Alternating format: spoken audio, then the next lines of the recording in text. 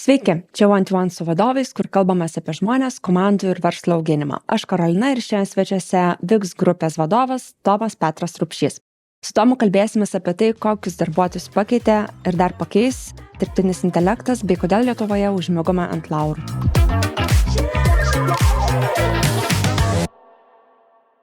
Labas, Tomai. Labas.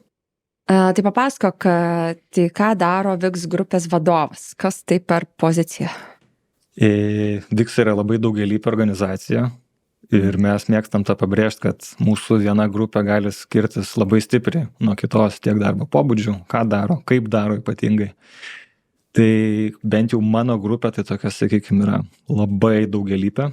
Ta prasme, kad ką aš darau asmeniškai, tai sakyčiau viską. Tai aš operuoju taip, tarsi tai būtų mano startupas ir mes bildinam tiek vidinius VIX produktus, tiek išorinius, tai ką daro founderis tokio organizacijų, tai viską. Ar tai yra duomenis, ar tai yra AI transformacija, ar tai yra engineering managementas, ar tai yra kažkokie decisionai. Tai nuo A iki Z, prasme, tai nėra, tai yra toks pastovus šokinėjimas tarp zoomed out, high levelio buvimo korporacijų, globalioj su 100 milijonų vartotojų ir sprendimo, kaip jiems pateikti kai kurios produktus, bei to pačiu visiškai tokį 0 to 1, pavadinkime, naujų produktų darimas, naujų nišų ieškojimas ir panašiai. Tai, sakyčiau, viskas. Okay. O kai sakai grupė, ar ne? Ką turi omeny grupė? Tai dėl to turbūt ir vadinu grupę, nes šiuo metu tai, sakykime, yra kiek ten, 6-7 komandos kažkur grubiai, tai yra visos end-to-end, tai yra viską darom. Developmentas, produktas, UX-as, anksčiau turėdavom ir duomenų, QA, rašymo žmonių, taip pat tose grupėse, jei laikai šiek tiek šitą pakeitą, galėsim paliesti. Aha, ok.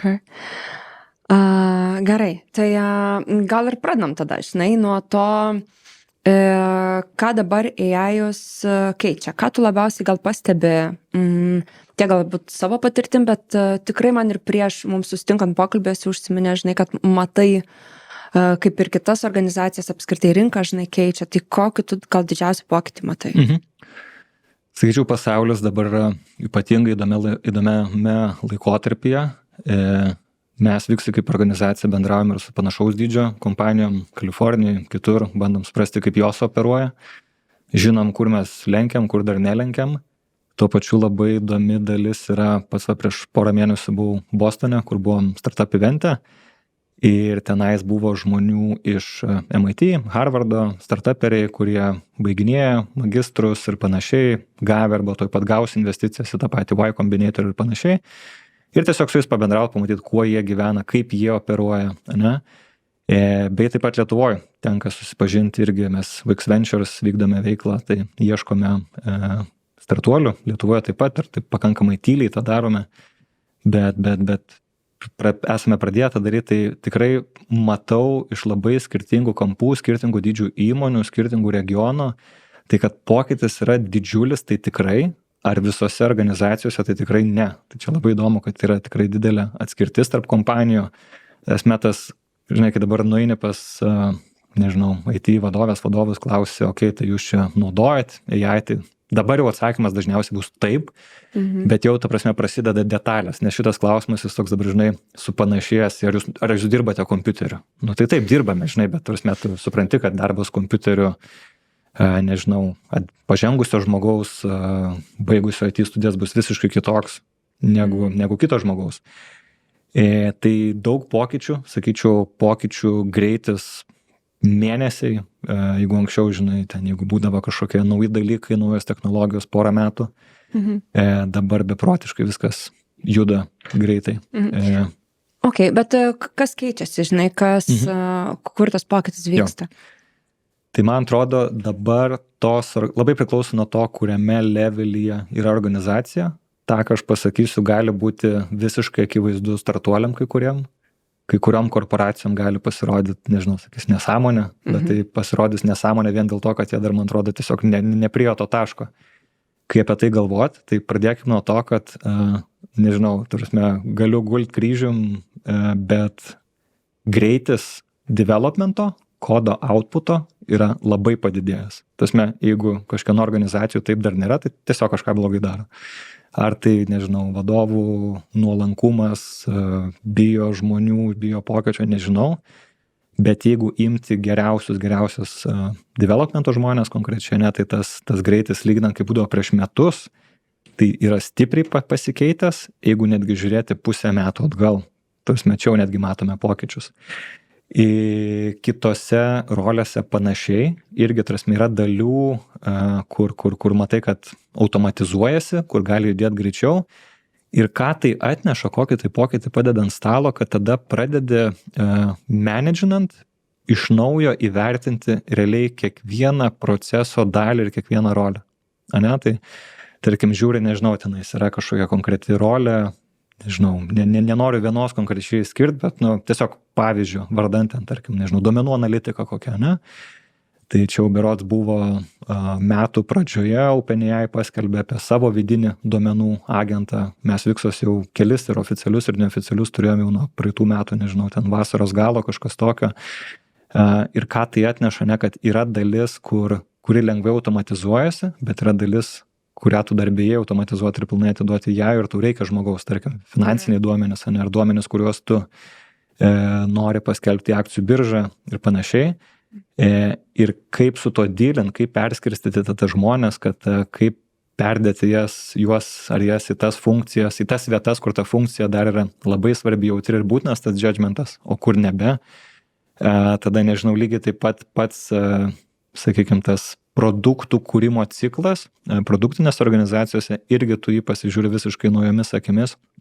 Jeigu, sakykime, toks tradicinis prieš keli metai atgal ir, sakyčiau, dar daug kur šiai dienai, ane, tai kalbam, jeigu didesnė korporacija, turi labai daug skirtingų rolių, funkcijų, ane, tai nors gale dienos, taip jeigu susisiaurinti iki pačio minimumo, ne, tai tu kuri softą, ne, tai ką tai reiškia, kad kažkur yra kodas, tas kodas išeina į produkciją, tai žinai, vien čia dažniausiai reikia ten mobile developerių, backend, frontend, taip toliau, ne, ok, tada prieš tą normą yra turi, nežinau, ten dizaino produkto žmonės. Ok, tada yra kažkas, kas turinį parašo, kažkas, kas vers ir pasižiūri, ar ok, ar vertimam, nežinau, ten kokiam vokiečių kalboje, kaip atrodys tas UI-us, kai žodžiai yra labai ilgi panašiai. Tada reikia, nežinau, operations žmonių panašiai, ir tos rolių kiekis auga iki to, kad, sakykime, poreikis yra, kad tu kažką bildini, tai turi pakviesti, nežinau, mytą ten 15 skirtingų rolių žmonių ir turi ten ieškoti konsensuso, kol čia visiems bus viskas gerai, ane? Tai šitas, man atrodo, šiai dienai yra labiausiai challenged, jeigu jau esate pakankamai advanced levelį, nes tas nebėra būtent, nes didelė dalimi ne to judgmento, kad pradėti, ne visuose projektuose, bet didelį dalį projektų galima jau ar tai į promptą įrašyti, patestuoti ir taip, tai galima sakyti, čia nebus 100% gerai, jis nėra deterministinis, ne visada tas įvertinimas bus teisingai, ok, bet taip jeigu labai gerai įsivertinti ir savo atsakyti, ar čia yra tikrai svarbu, nežinau, 80% visų daromų dalykų, tai nebūtinai. Tai ką tai reiškia? Tai reiškia, kad keli savo klausimus vadovaujančių pozicijų, tai kokių žmonių tau reikia, kokio tipo rolių tau reikia, kaip gali judėti greičiau tada, kur visgi yra per didelė rizika atiduoti dalykus, ne, AI. Tai tada galų gale supranti, kad ok, yra ateitis, keli metai nuo šiandien, seniorai, juniorai panašiai, tada, manau, kiekviena didesnė organizacija, net ne apie struktūrą šnekant, ne, kitas dalykas, kur susiduria bet kuri, čia, manau, didesnė negu 50 ar 100 žmonių kompanija, kuri kuria produktus, net yra kažkokios platforminės komandos ir dažnai nehairinam. Lietuvoje, tarp kitko, esam žinomi, kad mokam gerai platformas daryti, ne Uberį esam turėję panašiai. Ok, platformos iš vienos pusės jos tampa, kaip ir galim sakyti, dar svarbesnės, nes daugiau relaina nuo jo yra, ne, jos turi būti pakankamai geros, kad AI-us mokėtų dirbti su jomis, turėtų guardrailsus, panašiai. Iš kitos pusės, pavyzdžiui, mes irgi dabar sau dažnai keliam klausimą, ok, tos platformos ir dependency. Ką reiškia, jeigu tu turi platforminę komandą viduje, tai reiškia, kad visos kitos turi dependency. Iš vienos pusės tu gauni kažką paruoštą, iš kitos pusės tai reiškia, kad tu lauki ilgiau. Tai reiškia, kad dabar jeigu tu kodą gali outputinti daug greičiau, tai reiškia, kad daug labiau tas laukimas kitų, tursime, net tas AI ta net nebetneša tiek daug vertės, kiek galėtų greičio prasme, nes tu vis tiek lauksi kažko. Tada pradedi sukelt klausimą, o tai gal man nebereik platformos kartais? Nes aš ją tiesiog galiu pasidaryti, gal tada tos platformos turi keistis, nueiti kažkokį kitą abstrakcijos lygį, ne? Tai čia dar kita dalis, kur irgi pradedi galvoti, tai kur dar yra ta bottleneckai, kad galėtume įdėti greičiau, jeigu kodas daug greičiau atsiranda. Tada, aišku, visokie build time, panašiai, tai žodžiu, daug įvairių, sakykim, challenge, viskas keičiasi ir jo. Labai daug skirtingų temų, žinai, palietei, viską noriu pafolopinti. Bet gerai, pradžioj minėjai, ar ne, kad nu va tie pokyčiai ir turbūt ką labiausiai, ką pirmą paminėjai, kur ir kodo, ar ne, kodo greitis, kiek tu iš esmės, kaip greitai tu į productioną, žinai, tą kodą paleidi. Bet gerai, tai kas yra greita jau šiais laikais? Ar tai mes kalbam jau turbūt kartą per dieną jau yra per lėtai, ar ne, jau yra keli kartai per dieną? Nu, va čia pavyzdys, ar ne, klausimas, kas jau yra greitai ir dažnai kur vis dar yra tos įmonės, kur tu minėjai, kad tu matai tą, žinai, didelę atskirtį, korporacijos, žinai. Jo, tai tekia yra išgirsti, neminėsiu tikrai įmonių, nes manau būtų negražu, bet tikrai žinau, kad Lietuvoje yra ir paslaugų centrų, ne, kur, tarkim, gal tu ir gali gauti, nežinau, klodo licenciją, bet tu negali jai duoti savo kodo bazės, kaip pavyzdys. Tai net testavimui negali naudoti?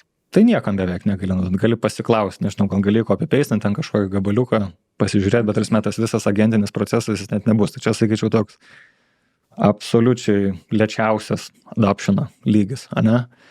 Tai čia viena dalis, kur tas greičio atskirtis yra. Kita dalis yra, taip, net jeigu paimkim tiesiog organizacijų dydžius, aš labai dažnai mėgstu pasakyti, kad man atrodo dabar startupai tai yra unikalioje tiesiog pozicijoje, vien dėl to, kad jiem yra daug paprasčiau adaptuoti naujus toolsus, korporacijos natūralu bijos, security, ten legal procesai kažkokie panašiai ir ten palaiko ten SSO, panašiai prisijungimus.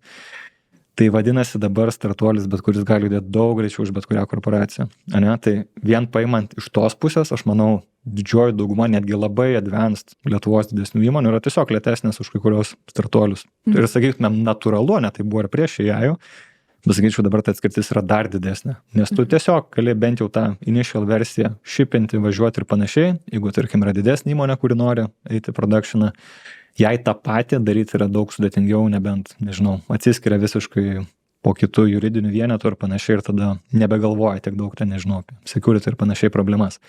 Dabar kas yra greitai, tai čia vėl labai reliatyvus, sakyčiau, aš čia labiau, sakyčiau, reikia žiūrėti, kas yra greičiau. Turime, nežinau, Viksuose mes išdidžiai sakome, kad ir metai atgal mes tų ten deploymentų į dieną darydavom N+K ir tai yra ok, eksperimentuojam daug, kiekvieną dieną, launchinam į testus, einam į productioną, tai nebėra tie ciklai, kaip, nežinau, ten lauki savaitę ar panašiai. tą sau galim leist, nes buvo padarytos didelės investicijos. Dabar, aišku, tu gali daryti daugiau, tai, bet tada pradedi galvoti, ta prasme, ir vėlgi susiję, kas keičiasi, ne, kad ok, tu gali dabar outputinti daug didesnius kiekius į productioną, bet tada pradedi galvoti, ok, bet koks to outcome'as. Mhm. Tai prasme, ok, kas iš to, kad jeigu, žinai, ten yra kažkoks unlimited feature sąrašas ir ten tiesiog labai viskas aišku, jo, bet nemažai organizacijų pradeda atsimušti tą, kad ok, bet kas yra dabar, ar tikrai tas kodas yra dabar moat, žinai, kažkas, kas yra, kuo unikali ta organizacija tampa ir panašiai. Mhm. Tai va. Ok. Užsiminėjai irgi apie tai, kad kokiu, žinai, reikia skirtingų žmonių ir turbūt keičiasi tas skillsetas, ko ieškom. Tai gerai, kokių žmonių dabar reikia, kurie galėtų, žinai, prisitaikyti ir turbūt prisitaikyti prie tų pokyčių, kuriuos AI-us atneša, bet taip pat gebėti, žinai, dirbti ir judėti tokiu pačiu, žinai, greičiu, kaip kas viskas keičiasi. Tai vat, koks tas skillsetas, ko tu pats ieškai tos žmonės? Aš sakyčiau, dabar labai noriu, kad suklyščiau, bet mano prielaida apie pasaulį šiuo metu yra tokia, kad tiesiog artimiausius, nežinau, bent metus dar, manau, bus taip, kad tiesiog visos organizacijos, tarsi yra kažkuri dalis, kuri yra, kaip čia, revenue sensitive, pavadinkim, tai yra iš pajamų pusės, tarkim, yra produktinė kompanija, yra kažkuri vieta, kad neduok ten dievė kažkas atsitiks, tai tos dalis visada bus labai ten saugomas ir ten, žinai, tie pokyčiai nebūtinai netgi reikalingi labai, bet dažniausiai organizacijose tai nebūna pats didžiausias kiekis žmonių, o ne visa likusi dalis tada yra. Ir dabar toje likusioje dalyje, aš manau, norint padaryti pokyčius ir ką mes matom JAV naujienose, beveik kas savaitę, tai matome dažnai layoffus. Ir kodėl jie vyksta, nes, tarsi, čia vėlgi mano asmeninis požiūrio taškas, bet dalis to yra iš tos pusės, tarsi, kad tu gali, iš ko aš to sprendžiu. Tu pamatai layoffus, tu matai atviras pozicijas taip pat. Ir matai dažnai netgi į tas pačias rolės, būtent. Tai ką tai reiškia? Tai reiškia, kad nori iš naujo pačelendžint, tai ko mums reikia, ar tie žmonės, kur buvo prieš tai tikrai tinkami tą patį, kartais ne, ir ten labai priklauso, kartais pagal departamentą, kartais nebūtinai katina, visai būna. Tai man atrodo, kad dabar esame tame laikotarpį, kaip sakiau, kur dar, manau, kokie metai, 2 bus, kai reikia tų change agentų. Tai reiškia, kad žmonės yra adaptyvus. Tai šiaip visais laikais tie žmonės buvo svarbus, kai tik tu norėdavai kažkokių pokyčių, greičiau judėti, pasikeisti kaip organizacija, tai aš manau dabar šitie žmonės yra labai vertingi, tol, kol yra tas pokyčio laikas. Ir manau, tas persiskirstimas, sakau, bus kokie metai 2, po to turbūt grįšime tokią labiau normą. Tai yra apsistovėjęs, AI'us, yra nauji metodai, dirbam taip, pasiekėm kažkokį lygį, kur jau kaip ir aišku rinkui, kaip tai atrodo, ir man atrodo, tada vėl grįžime prie tokio, normalizacijos laiko, kad maždaug, čia yra toks darbas, ir nesvarbu, kad žmogus galbūt ten labai nėra, imli naujovėms, tai vis tiek yra įrankiai, kurie įprasti naudoti visos organizacijose, ir naudoja. Bet dabar, kai tie pokyčiai yra kas kelis mėnesius, tai čia yra svarbu. Kita dalis, kurią paminėčiau, tai ką matom mes viduje, ką matau ir skaitau, nežinau, ten iš bendraudamas su kitom organizacijom, ar ten iš tų pačių ten žinomų podcastų inžinieringo, labai yra padidėjęs intensyvumas. Taip labai keista, netrodo, jūs turėtų automatizuoti ir palengvinti, bet aš pats ir iš savęs to jaučiu, tarsi intensyvumas yra milžiniškai padidėjęs. Tai yra, kad yra daug daugiau to outputo, ar tai yra kodas, ar tai yra, nebūtinai apie kodą čia šnekam, čia šiaip gali būti artefaktai, dizaino variantai, duomenų kiekiai sugeneruoti, reportai sugeneruoti, naujos idėjos sugeneruotos, nes tave JAI'us paspartina, tai tu gali daryti daugiau. Visi žmonės, kurie mėgsta parodyti, kad, jie gerai dirba, jie atneš daugiau idėjų, normalu. Tada tiek menedžeriam, tiek labiau senior žmonėm, kurie, aprūvina kažkurios dalykus, ką daryti, ką ne, tai intensyvumas yra milžiniškai padidėjęs. Nes yra tiesiog daug daugiau ką peržiūrėti, daug daugiau kam pasakyti ne ir panašiai. Tai toje aplinkoje, kur intensyvumas yra daug labiau padidėjęs, tai tu nori žmonių, kurie gali atlaikyti tą intensyvumą. Čia toks žiauriai įdomus dalykas. Iš dalies verslas layoffina dalį žmonių dėl to, kad iš esmės išlaidas peržiūrė ir stengiasi, pamažinti.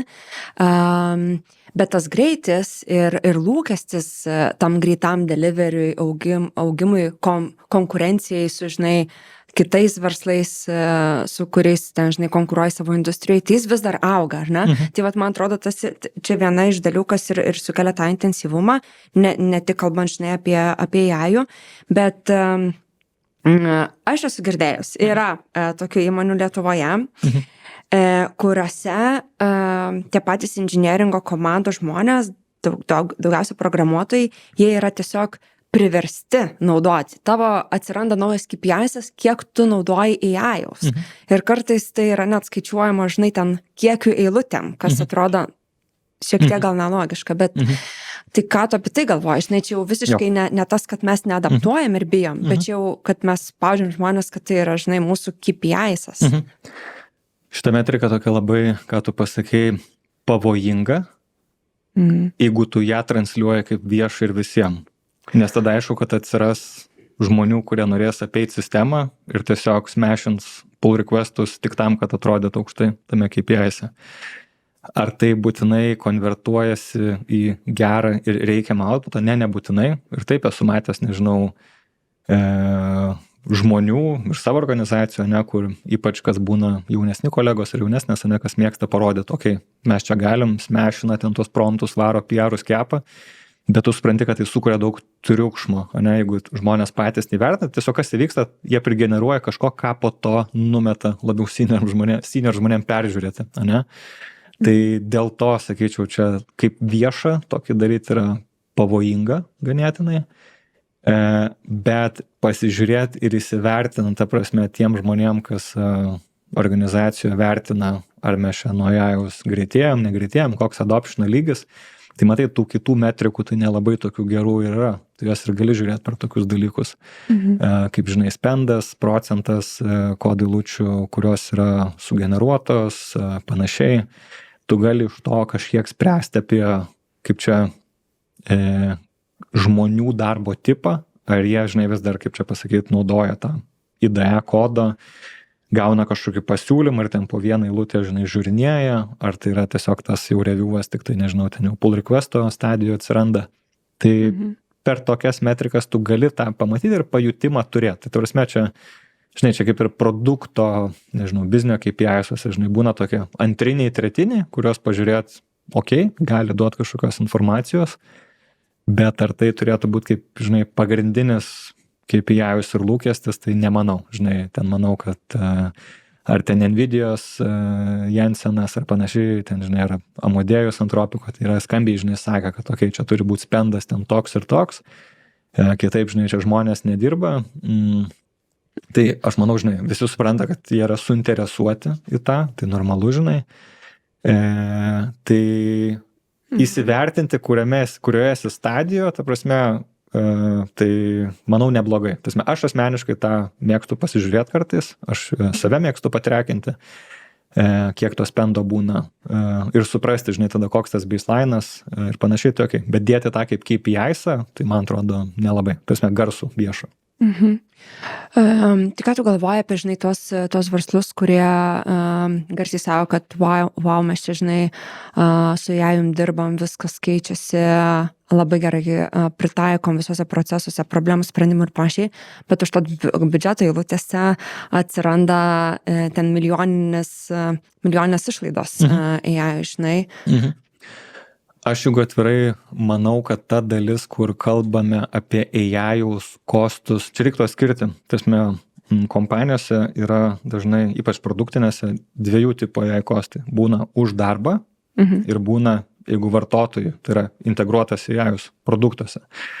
Tos dvi kostų eilutės yra labai skirtingos panašiai, tarp kitko. Tarsime, ar tikrai yra didelė suma, ir aš labai mėgstu tą pasakyti, nes žiūrėk, turime daug kas sako, žiūrėk Tomai, bet čia dabar kiekvienas devas, ten, nežinau, ten $300-400 išleidžia, taigi čia paskaičiuok, čia Viksuose 4000 žmonių padaugia, taigi čia milijoninės sumos, čia baisu. Blemba, turime, labai yra lengva pasakyti, nes AI, turime, Klodas, ChatGPT, visi mėgsta labai, moka parodyti tavo usage'ą. Tu labai aiškiai matai kostus. Blecha, pradėkit skaičiuoti, atsiprašau už keiksmažodį, pradėkit skaičiuoti savo AWS-o kostus, kiek paliekat, žinai, nedažiūrit kažko, neoptimizuojat. Meetingai bereikalingi, kiek jie kainuoja, kur ateina žmonės, 8 ten klausos ir nieko nedaro. Kokios sumos tenais vaikšto, niekas neskaičiuoja. Kiek kainuoja vadovai prasti ir vadovės, kurie, žinai, padaro sprendimus. Ir ant šitų dalykų daug sunkiau yra skaičių uždėti. Tai, žinai, tai čia, sakyčiau, tie AI-us kostai, tarsi, su sveiku protu, bet aš nemanau, tasme, ir iš to, kiek pats matau ir pats naudoju kiekvieną dieną, pull requestus darau, nežinau, procesam visokiam gerinti ir panašiai, ir tikrai daug naudoju ir tos sumos, nežinau, vien mano asmeniškai yra korporatyvė, nežinau, ten virš 1000 turbūt į mėnesį ir tai nėra kosminės sumos už softą, bet sakau, tai čia nėra ta didžioji dalis, aš manau, kad jinai yra perdėta. Aišku, kai sakau, tas pats Jensenas sako, žiūrėk, kad čia turi bent kelius šimtus tūkstančių išleisti per metus, ar tenais, kai šitas, kaip jisai reiškia, kur OpenClaw founderis, kurį acquirino OpenAI'us, irgi buvo padaręs ne per seniausiai eksperimentą, aš dabar neatsimenu tikslios sumos, kiek jisai išspendino ant OpenClaw, bet jisai padarė tokį, išskėlė savo tikslą, kuo maksimaliai daugiau išleisti tokenų, tai jo, ten ta suma yra kosminė. Tai žinai, žmonės tą pasigauna, sako, ai, čia AI brangu, bet nepasakyčiau, ta prasme, tai čia viena ta dalis. Kita dalis, mano asmeninė nuomonė, ta prasme, AI-us kostai long termų, aš manau, kad jie bus challenged, nes skirtumai tarp modelių, konkurencingumas, open sourciniai modeliai, kurių labai nenurašyčiau, nes dabar ir pats su jais žaidžiu nemažai, manau, labai stipriai vejasi. Ir kaip atrodys ta kainų kova, man dar bus labai įdomu pamatyti.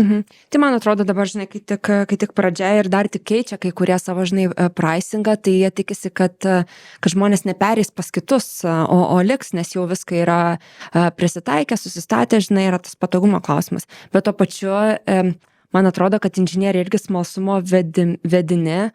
O kodėl neišbandyti, žinai, kitą kažkokį toolsą, jeigu jis, žinai, gerokai pigesnis, o gal ir geresnis, žinai, tai... Okay. O užsiminė apie layoffus, ar ne? Tai gerai, tai aš kaip suprantu, ne visai sutinkiu su tą mintim, kad AI atims čia mūsų darbus, ar ne? Bet... Iš dalies. Iš dalies. Turime, man atrodo, dabar esame pereinamajame laikotarpyje, kur tos rolės keičiasi, o kadangi jos keičiasi, tai reiškia, kad ta prasme, tai kaip žmonės dirba iki šiol gali nebūtinai to reikėti, reiškia, kad įmonės gali nuspręsti, kad kažkur skyrių reikia mažiau turėti žmonių, kai kuriuose daugiau, gali nuspręsti, kad kažkurios funkcijos galbūt gali būti sumerdžintos ir man atrodo tiesiog dabar toks pereinamasis laikotarpis, kur vyksta perskirstimas globaliai, ypač tose organizacijose, kur labiau naudoja, kad susiprast, kaip reikėtų dirbti ne long termų, kaip turėtų atrodyti tos komandos, kaip turėtų atrodyti rolės, tai dabar esam tame, žinai, tokiam banguotam laikotarpį globaliai, daug kur, nebūtinai visur. Tai taip, tame pokyčių bus, bet ar tai reiškia, kad dabar čia visi liksime be darbo po kelių metų, tai aš netikiu, aš tai kaip tik to tikiu atvirkštinių paradoksų, kad gali būti, kad net ir daugiau atsiras to darbo, bent jau kol kas matos. Naujos rolės irgi atsiranda, ar ne? Tai AI inžinieriai, labą dieną, prieš 2 metus, gerai, gal prieš 2 jau buvo atsirandantis tokie, gal tik dar taip nesivadino, bet jeigu žiūrėsim, ką dabar daugiausia startuoliai samdo, tai aišku, šiek tiek skiriasi ar Europa, Amerika, bet AI inžinieriai, backend inžinieriai su LLM patirtim, tai bus numeris 1, žinai, Europoje dar defense, aišku, yra, bet... Čia tu turbūt gali man geriau pasakyti, aš turiu tokią prielaida, kad dalis tų, kur deda tą AI prefiksą, job title yra tiesiog, kad tu čia naudok kursorių ar kažką darbe, o yra kita dalis, kur 3 metų realiai mokės sukurti AI harnessą gerą, su guardrailsais ir panašiai, tas atrodytų paprasta, bet iš tikrųjų dar sudėtingiau negu klasikinis softas. Okay. Tai gerai, tai kalbant apie ar ne layoffus ir dėl ko netenkam darbo, gal atsiranda, žinai, kažkokių naujų pozicijų, tai dėl ko Viksų paskutiniai layoffai įvyko, kokios buvo to priežastis? Tai mes viešai listinguojam įmonę, tos priežastis labai aiškiai lengvai gali pasimatyti mūsų kaštų eilutėse. Tai viena iš pagrindinių priežasčių buvo pastarąjį ketvirtį išaugę kostai už AI useriams. Tai noriu labai pabrėžti, nes tai nėra tas pats, kas AI kodingui. Tai mes patys daug AI-us naudojam produktuose, labai daug. Turime tokį įrankį Lovable konkurentą Base 4.4 vadinasi. Tai išlaidos už userius tikrai labai stipriai išaugo, tai čia toks double edged sword, nes iš vienos pusės gaunas, kad mūsų usage'as labai stipriai paaugo, iš kitos pusės su tuo atėjo tas, kad ir išlaidų eilutė labai padidėjo, tai čia viena dalis yra, tai pakankamai significant, kodėl išaugo tie kaštai, o kita dalis, vėlgi viskas, ką sakau, yra vieša, tai mes esame Izraelio įmonė, mūsų headquarter yra Izraelyje ir daugiausiai žmonių tenais ir dirba iš tikrųjų, nors pasaulyje ten daug ofisų, turim keliasdešimt įvairiose šalise, bet labai stipriai pasikeitė kursas tarp dolerio ir Izraelio vietinės valiutos šekelio, ko pasiekoje, mes kadangi esam listinguojami JAV akcijų biržoje, o gauname pajamas doleriais, vartotojai daugiausiai moka doleriais, o išlaidos ne doleriais. Tai kas gaunasi, kad tiesiog nieko nedarant, išlaidos už darbuotojus Izraelyje labai stipriai išaugo, tarsi beprotiškai stipriai. Ir čia net, sakyčiau, nėra unikalu Viksam, jeigu pasižiūrėti Tel Avivo rinką, tai tiesiog yra daug daugiau kompanijų, kur teko pasidaryti nemažai pokyčių. Bet tai yra šalis, kur, kaip sakant, tikrai nepražus startupų sostinė, viena startupų sostinių pasaulyje, tai manau ir startuoliam į naudą, startuolių ekosistemai. Tai va. Ok, bet esi užsiminęs, kad dalį pozicijų jau AI-us išstumė dalį per artimiausius porą metų tikrai pakeisti. Kokios tos pozicijos, kokie tie, žinai, darbai?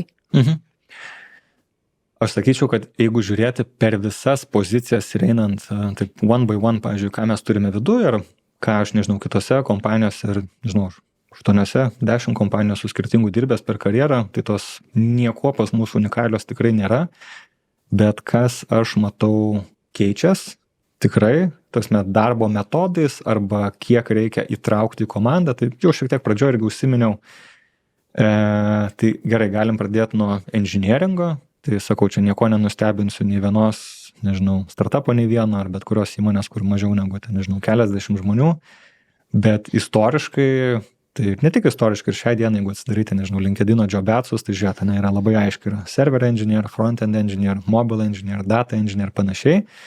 Ar tai visiškai dingsta?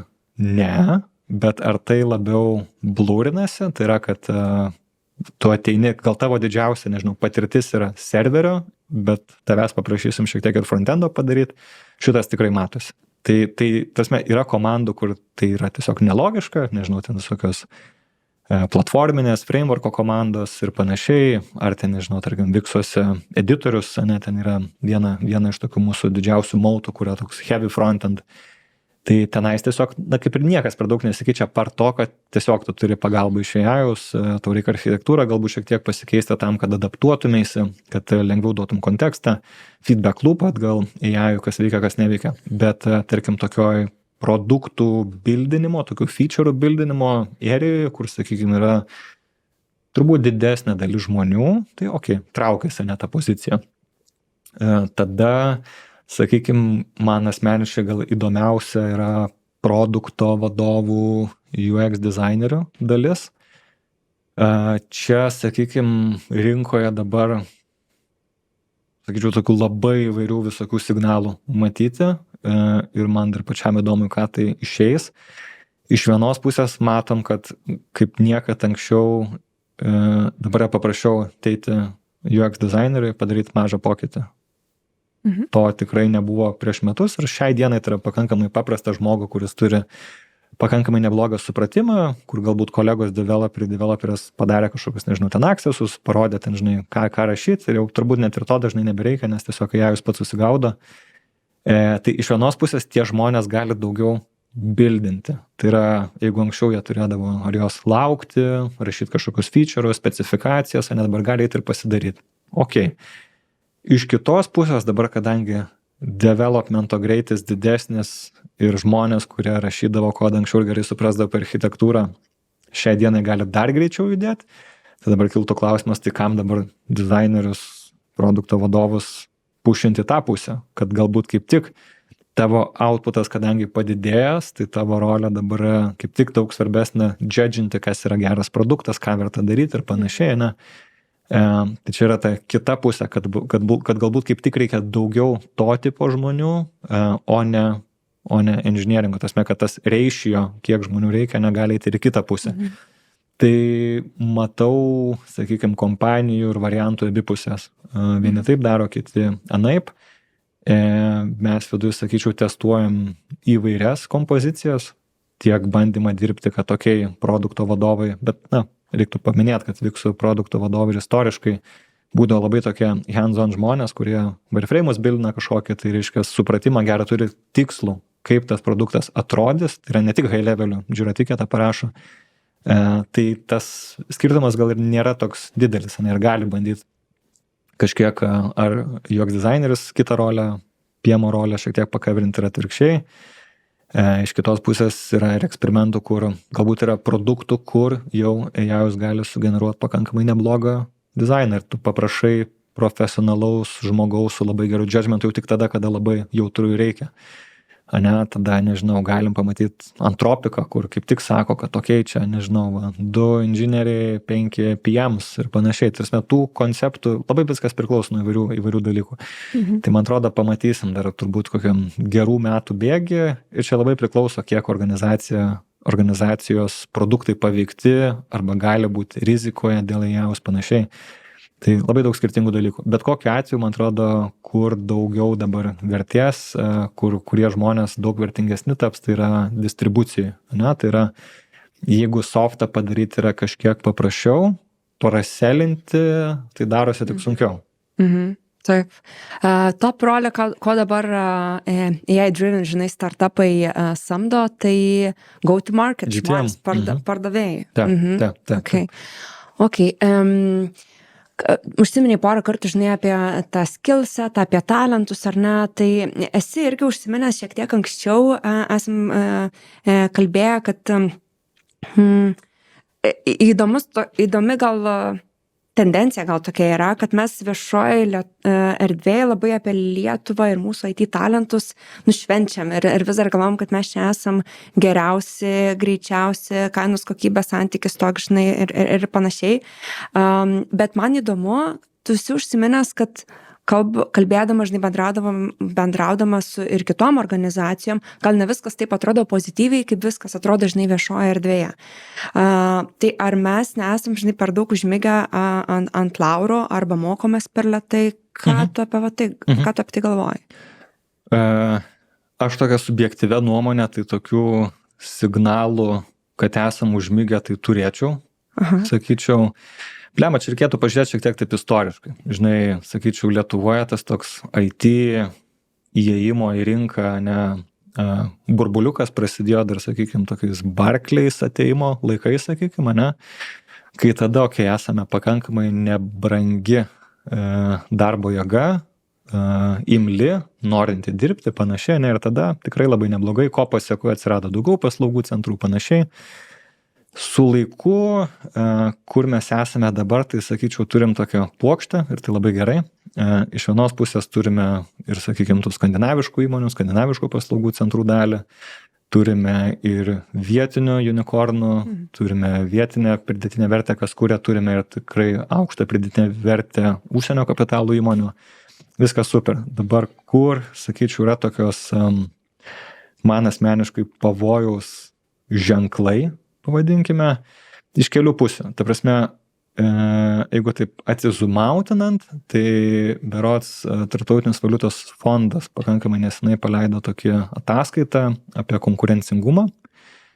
Ir mačiau vieno savo gero pažįstamo LinkedIną tokį postuką. Vytautas Šilinskas, galite pasižiūrėti, kur jisai paėmė, reiškias, Tarptautinio valiutos fondo šitos duomenis ir padarė tokią XY skalę, kur matosi su BVP vienam gyventojui. Ir kur matosi, kad Lietuva, kas liečia konkurencingumą, padropino bent per 13 vietų.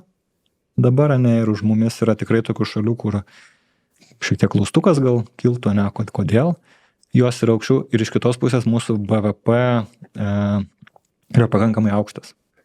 Kas reiškia, kad turbūt čia yra signalas, kad nors BVP aukštas, bet konkurencingumas mažėja, tai kas toliau? Tai reiškia, ateiti iki dabartinio taško, kaip ir buvo, atėjom, bet kas toliau? Jeigu norime, kad dar daugiau atlyginimai augtų ar gerėtų BVP, mano supratimu šiai dienai esam tokiam šiek tiek pavojų. Tai yra, iš vienos pusės, drįstu pasakyti, esame jau nebe pigus tikrai ir su tuo eiti, kad, čia, žinai, šiek tiek pigesnė darbo jėga, žmonės imlus, nebebūtinai tas jau važiuos su šitą kainą. Europoje tikrai. Kitas susijęs dalykas yra, kad ne tik kaina, bet ir galimybė pasamdyti.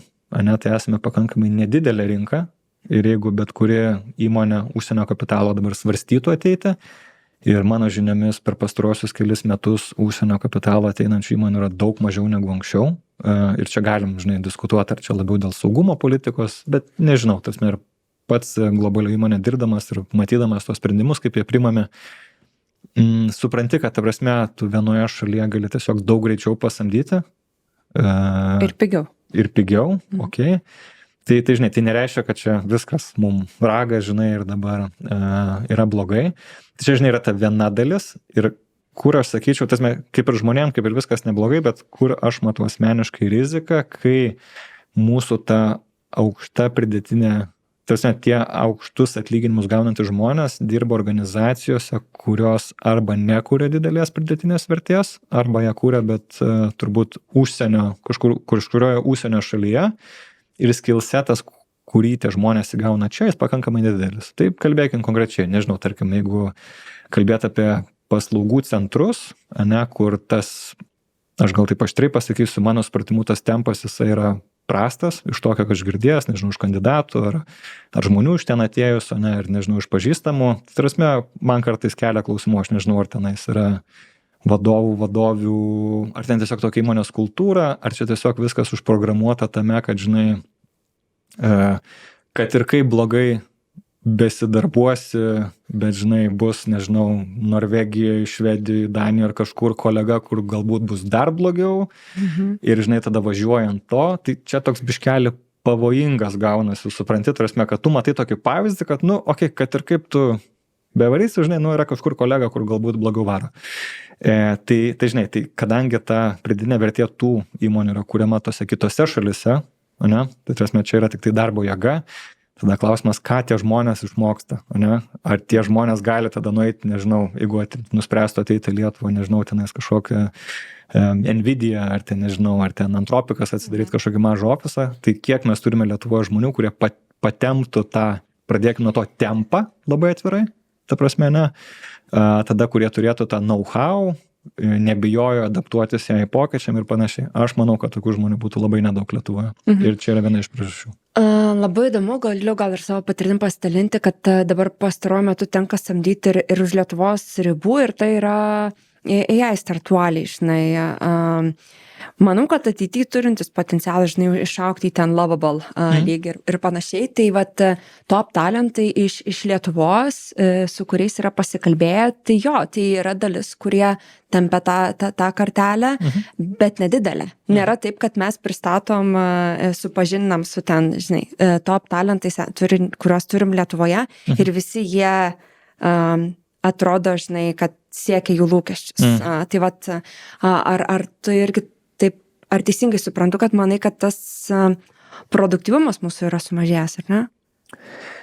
Tai vėlgi čia labai reliatyvu. Aš galbūt tiesiog pasakysiu, kad šiai dienai matome, nežinau, jeigu pasižiūrėtas AI įmonės didžiausias AI Labsus, kur atsidarinėja, tai yra šalis, kur šiaip yra brangu.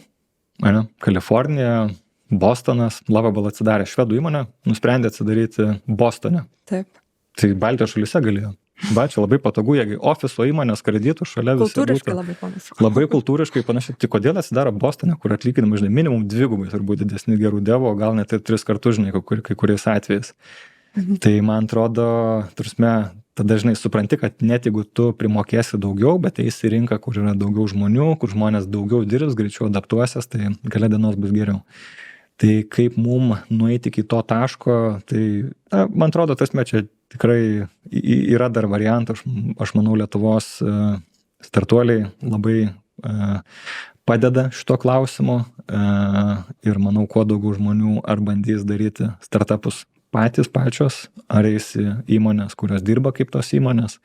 Tai aš manau, čia visus šansus turime, ta prasme, čia svarbu tiesiog tokie, žinai, yra signalai, kaip neužmigti ant tų laurų. Ok, tai ką daryti, žinai, kalbam apie pačius talentingiausius žmonės, kurios turime inžinieringą Lietuvoje, ar ne? Tai kaip jiem elgtis, ką daryti, kad išlikti tiem vis dar patiem geriausiam, talentingiausiam, norimiausiam? Tu supras mane teisingai, mano nuomonė, tai tie mūsų, kaip čia pavadins, elitas, kur, žinai, nežinau, kiek tų žmonių čia, sakykime, keli šimtai, ne? Tai aš manau, jeigu jie šiai dienai, žinai, persigaltų gyventi Kaliforniją, tai labai gerai gyventų. Tai, žinai, ten, žinai, jų gal tos įmonės, kurie dirbo, nėra ten pačios labiausiai, žinai, top notch ir ten galbūt pirmas darbas Kalifornijoje nebūtų, žinai, už $500,000 algą, bet, žinai, antras, trečias galbūt ir būtų, žinai. Tai aš nemanau, mes turim labai daug super talentingų žmonių, čia reikėtų šito nenurašyti, ta prasme, jau tie vienetai tai yra tikrai nerealūs ir tikrai ne viena įmonė Lietuvoje, kur tų žmonių turi.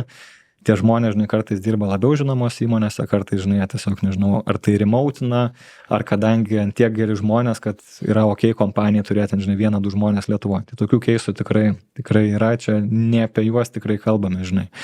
Man atrodo, kur labiau reikėtų pasitemti, tai kaip tik tiem, kas, sakau, dirba mano galva, ar tai paslaugų centruose, ar tai įmonėse, žinai, kur dar tas yra baimė, nežinau, ar vadovų įmonės, ar tiesiog, nežinau, kokios ta priežastys, žinai, gali būti, kad bijo ir tų pokyčių, ir adaptuotis, ir naujovių, ir, žinai, ir nėra tos ambicijos. Tasme, visokių tasme, aš nieko nesakau, skirtingi gyvenimo etapai būna panašiai, žinai, bet man atrodo, tokį vieną žingsnelį, žinai, ambicingesnį padaryti padėtų. Ok. Tai ką vadovui tu patartum, žinai, kuris gal ir jaučia, kad jo komanda yra šiek tiek užmigus ant lauro, ar ne, nuo kokio mažo, bet tokio pirmo žingsnio pradėti daryti kažkokį pokytį?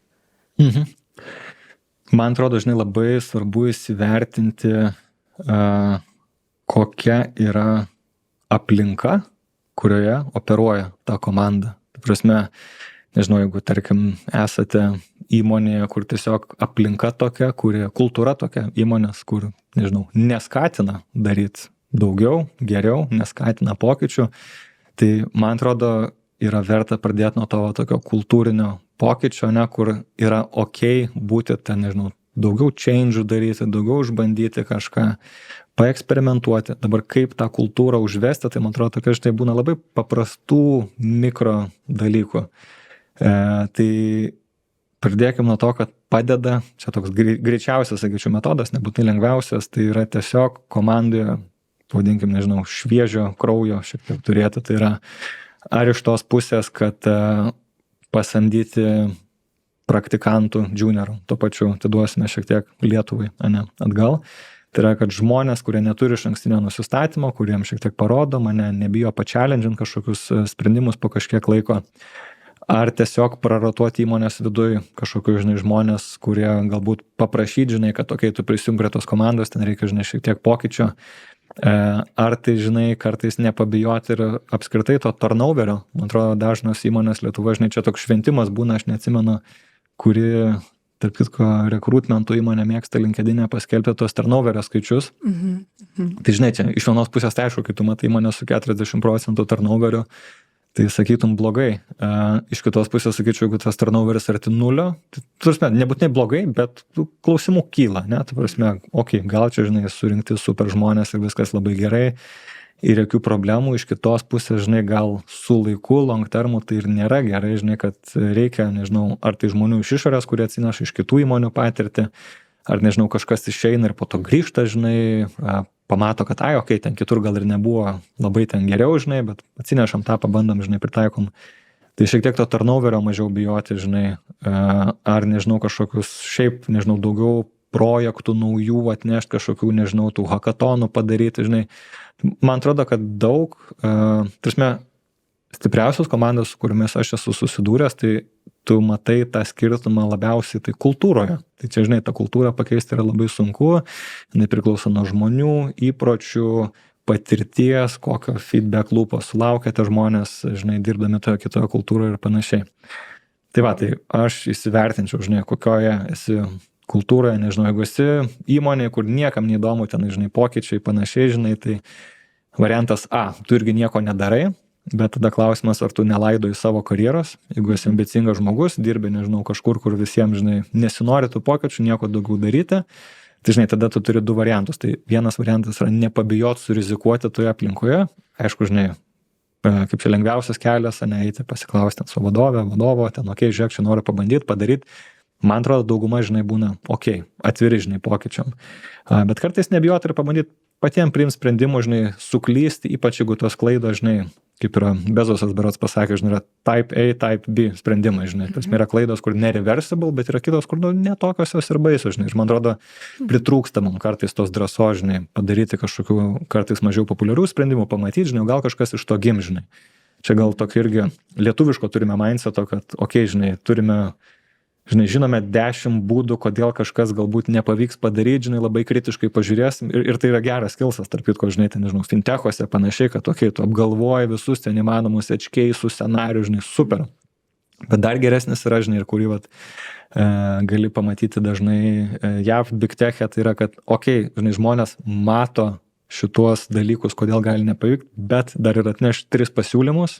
Kas galėtų pavykti? O ką pabandom padaryti, kad, žinai, galbūt, ir tas turbūt 2 iš tų 3 idėjų bus nesąmonės ir net nesuveiks, bet viena kažkuri suveiks, žinai. Bet, žinai, iš to ir ateina tos inovacijos, pokyčiai. Aš pati labai skatinu galvoti ne apie tai, kas nepavyks, bet o kas geriausia gali įvykti, o kas geriausia gali nutikti ir ne vieną variantą atnešti, o kelis. Tada, kai žmonės, man atrodo, pradeda galvoti iš kitos pusės ir galvoti apie tai, kas galėtų pavykti, kokią vertę galėtų sukurti, kokią įtaką galėtų padaryti, tada tas mindsetas su laiku irgi keičiasi, žinai. Jo, čia labai gerai. Tai visiškai pabaigai, labai smalsu, jeigu tu turėtum visus įmanomus resursus, kokių tik tau reikėtų, kokį vieną dalyką tu norėtum pakeisti Lietuvos IT toje visoje ekosistemoje, kad mes iš esmės po 10 metų būtumėm dar labiau konkurencingesni? Aš labai norėčiau, kad mes daugiau fokusuotumėmės į aukštesnę pridėtinę vertę. Man atrodo, dabar jau pasiekėme tą tašką, kur gyvename labai neblogai. Kaip tą aukštesnę pridėtinę vertę atnešti, čia, žinai, yra daug dalykų junginys. Tai viena yra, žinai, daugiau drąsos, tai čia toks kultūrinis, žinai, bandyti, daugiau startuolių, kurie kuria aukštą pridėtinę, kurie gali sukurti aukštą pridėtinę vertę. Ir, žinai, tam, galim sakyti, čia ir kapitalo panašiai, bet aš manau, jo yra, jeigu tik tai nori ir nebijai. Tai daugiau startuolių, daugiau įmonių, kurios, jeigu norime atvesti įmonės iš užsienio, tai irgi tai bus aukštesnės pridėtinės vertės įmonės, kurios gali atnešti aukštesnę pridėtinę vertę. Ir tai nėra, žinai, tik tai call centrai ar dar kažkas, ką labai realu, žinai, galėsime pakeisti neužilgo, žinai, ar automatizuoti bent jau iš dalies.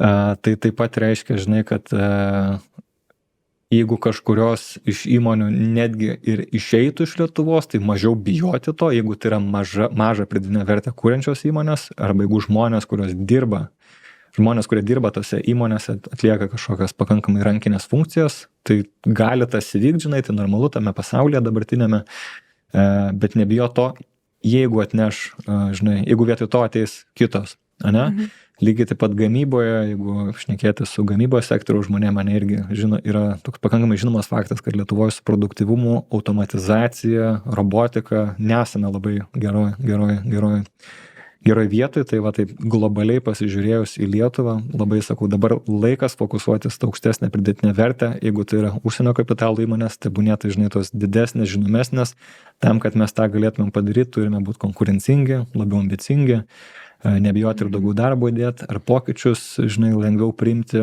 ar pasirodyti, žinai, globalioje scenoje savo startuoliais, sugebėjimais ir jau, žinai, tikrai yra tų įmonių ir žmonių, kurie tą daro. Ok. Ačiū tau, labai buvo įdomu. Ačiū tau, Karolina.